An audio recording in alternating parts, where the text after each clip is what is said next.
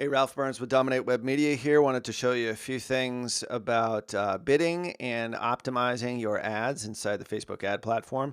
These are the exact same bidding strategies that we use inside the agency here at Dominate, which is what I run. And some of the optimization strategies, sort of the basic optimization strategies that we get into about some manual bidding and some of the other things that we do. For more advanced optimization strategies, it's probably best to get that inside Facebook Ads University, because if we did it all here in one video, it would be a pretty long video. So most of you will probably be very familiar with this page right here, which is the Ads Manager, which is where sort of the central hub for all your Facebook ads. And whether or not you're using the Ads Manager or maybe you're using the Power Editor, which is this one here, it doesn't really matter which one you use. We tend to use the Power Editor a whole lot more, as well as a couple of other automated tools when we're doing much larger campaigns.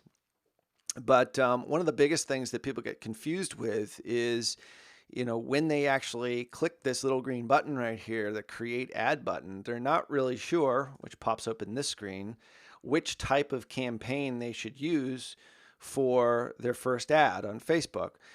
In most cases, people that are, at least the clients that we have, and most of the folks that are inside Facebook Ads University, want a conversion, want a lead, maybe a sale, something within their sales funnel, a person on Facebook to take some sort of action. So the majority of the campaigns that we run are what's referred to as website conversions, or increased conversions on your website, which is this one here. But we also use a number of other ones here to sort of set up those conversion campaigns. And each one of them has sort of a slightly different bidding strategy.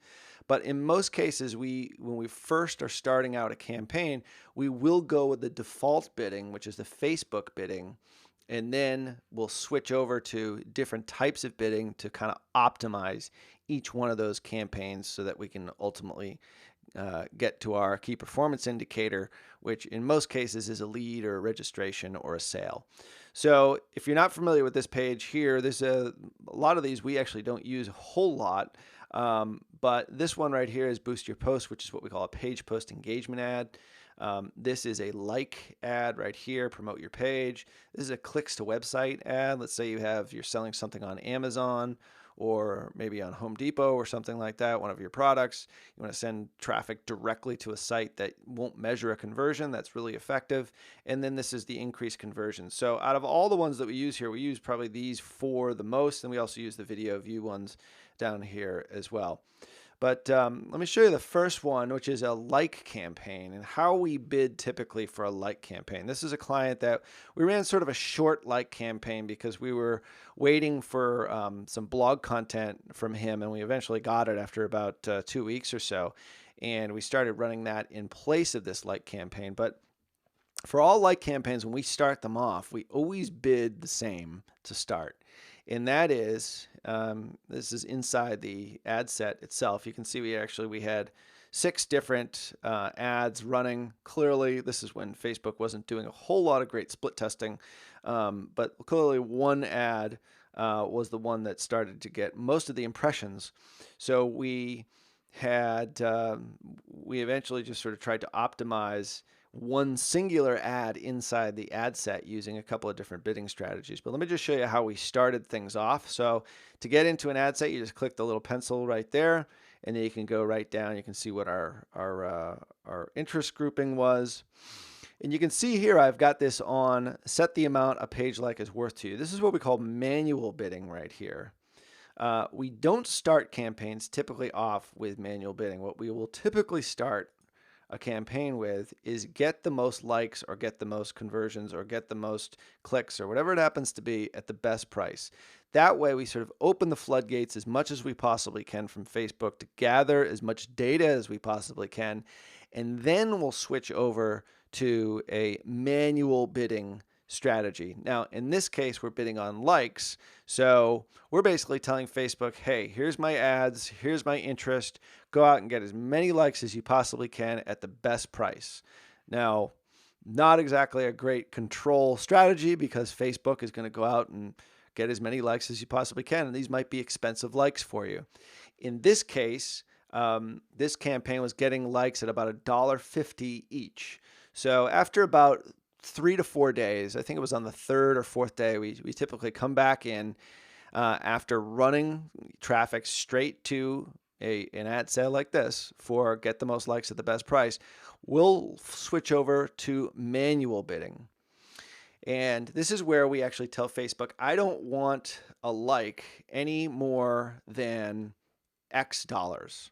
So in this case, we were getting, after 3 days, we were getting likes at about $1.50. So we came in here, we basically bid about 100% over, or double what our actual running total was. In that case, about $1.50, $1.40, I think it was. And by bidding over and actually setting a manual bid, you're now sort of squeezing down your cost per like. And what we do this is we do this sort of over a period of days in which we might squeeze down the bid every 48 hours by maybe 30 or 50% or 10 to 30%, sort of depending on how close we are to the bid. So in this case, I started with $3, let that run for 2 days, and then came back in and measured what my cost per like was for the previous 2 to 3 days. And in this case, it was about $1.12 or so. So this strategy does really work to squeeze down your cost per action, in this case, a cost per like. So then I chased it down using I was bidding maybe about 30 or 40 or 50% higher. I went down to about $1.70, and then I checked back in after 3 days or so, and it was then at 97 cents. And so each time the manual bidding helped me to lower my cost per like. In some cases, you go too far. So in our case, we actually went too far, and I chased it down to 87 cents. The running tally at that point was 97 cents. So I actually underbid, and Facebook gave me no impressions anymore. So I had to bid back up to about $1.27 or $1.20 in that range. And then I got impressions from Facebook. So you sort of find a point of no return is what we call when you're bidding like this. But sometimes your cost per likes are so incredibly high, like they're $2, $3, you just want to pause the entire ad set and just say, hey, this isn't working. My creative, my message, whatever, it's totally off. But in this case, this is a business niche, so we felt that we could get cost per likes down to under $1. That was pretty good for this particular client. So we switched strategies after a few weeks because we got content from the client which we started to promote, and we promoted that in a very similar bidding strategy. So that's this one right here, actually. It's actually this one. Yeah, this is our page post engagement ad. So we had a blog post, and we were promoting the blog post on the Facebook page through different audiences, and we're still actually promoting this one. And here's the ad sets that are in this campaign. Let's just sort of pick this one right here. This is one that's doing really well. And as you can see, the cost per page engagement is 10 cents, 17 cents. Today it's a little bit off, but that'll eventually come down over time. And when you're promoting content through this page post engagement or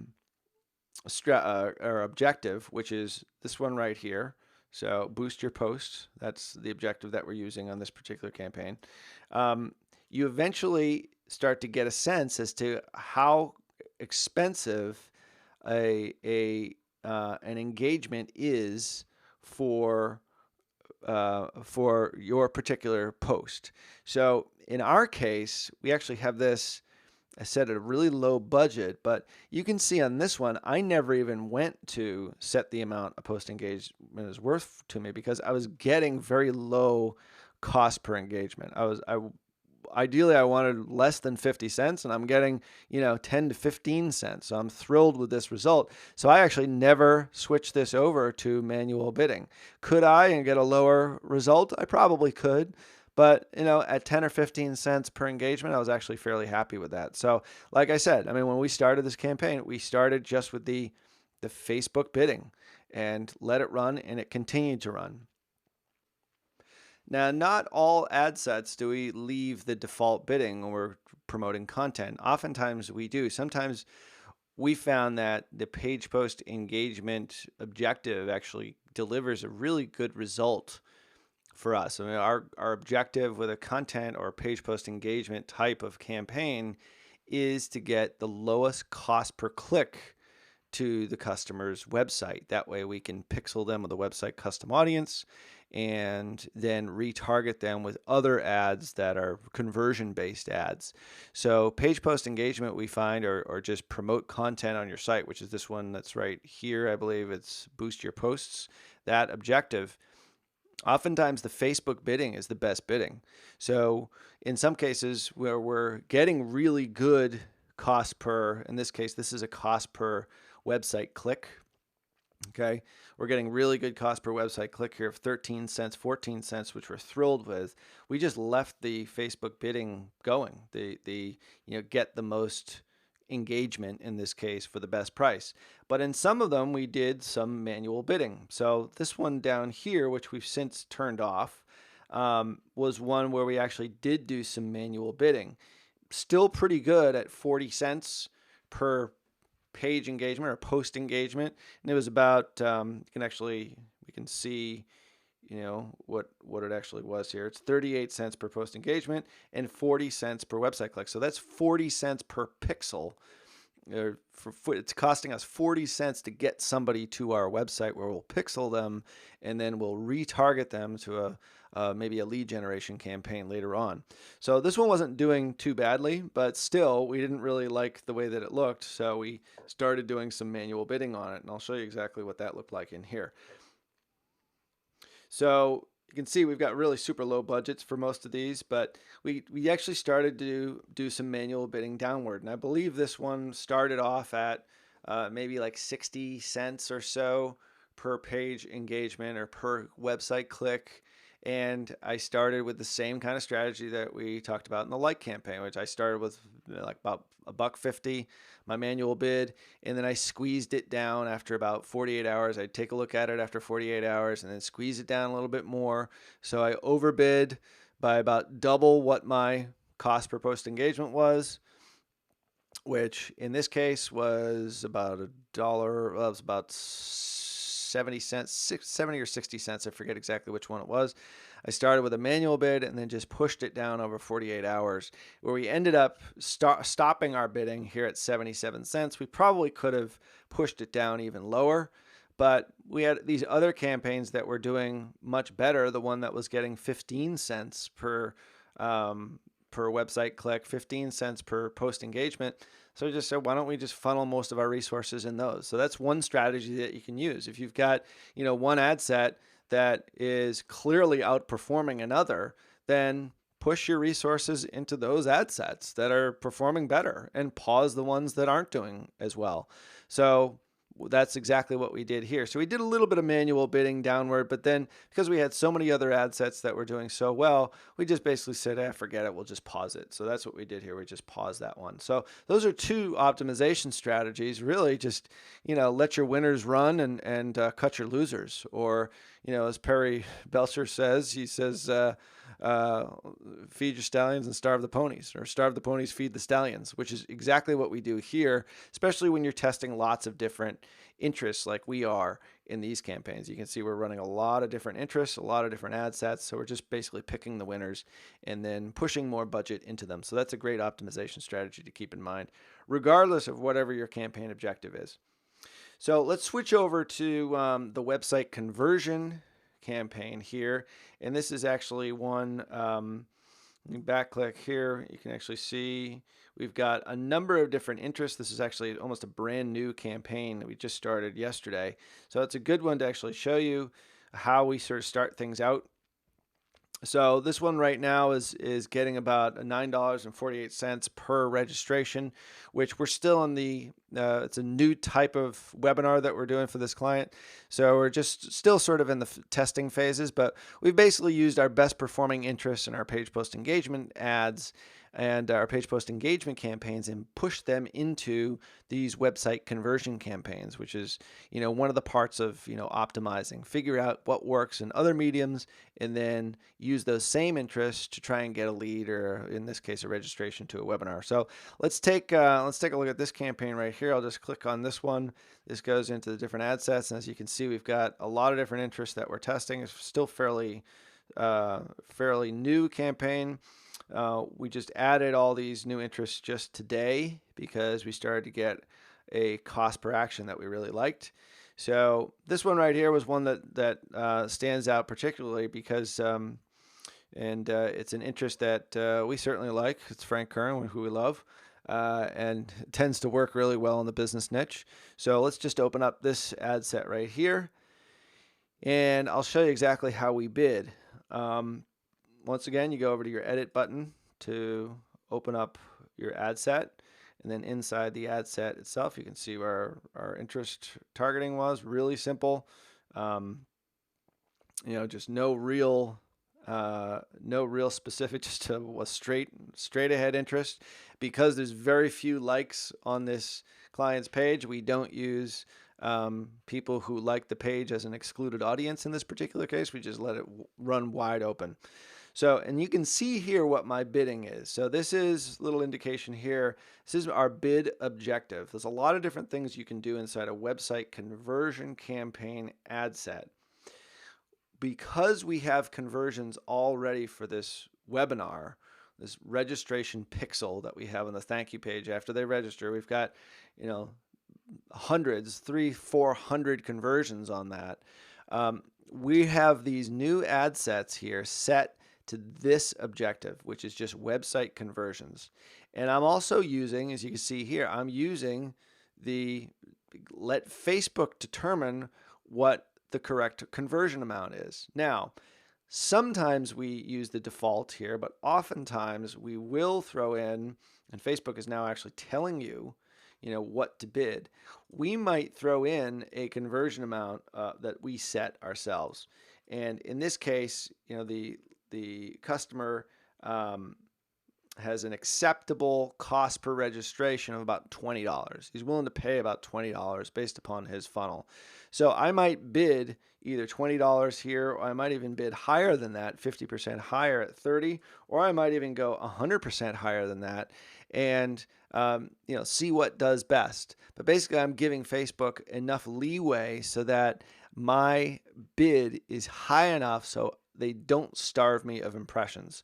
So you could either manually bid here. Sometimes we manually bid when we start things off, but oftentimes when we start off a brand new interest in a brand new campaign with an objective or a conversion pixel that's already been fired many times, in this case we've had 300, 400, 500 conversions on this conversion pixel, we'll start our bidding strategy or objective with website conversions. So just personal preference there. In this particular case, I just went with the default bidding, but eventually I'm going to do some other optimizations, try and lower our cost per registration over time. Well, those are a little bit more advanced. We won't get into that right now, but you can certainly find out more about that inside Facebook Ads University.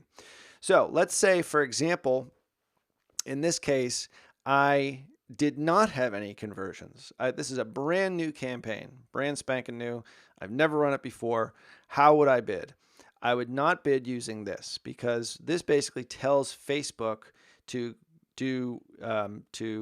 show my ad in front of people who are going to convert in front of my offer. Well, if you've never had any conversions for that offer, Facebook doesn't know what to do, so they get confused. And when they get confused, they don't give you any impressions. They don't show your ad.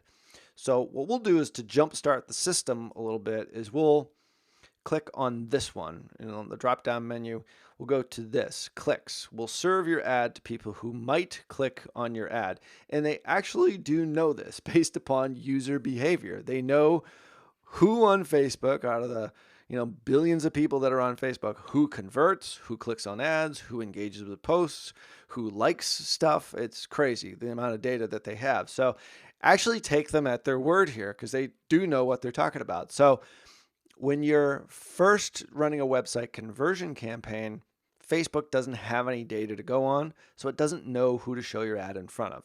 So that's why we switch to this.